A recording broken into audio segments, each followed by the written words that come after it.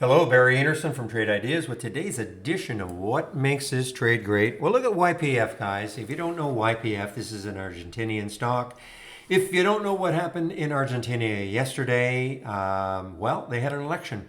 And a very interesting guy, to say the least, won it. And virtually every Argentinian stock has gone crazy today. Now, this is a stock that we've seen in the past, but I thought I'd bring this one up just because this is something that we have seen in the past. Nothing to do with elections or anything like that. But YPF, and this is up, 39%. Now, this has about almost 400 million shares in the float, so that's an astonishing run for something with 400 million shares in the float. But anyway, I think you can look at virtually every single Argentinian stock. And in fact, if you wanted to see what's going to happen tomorrow with the Argentinian stocks, you might want to this is the country ETF, ARGT, okay?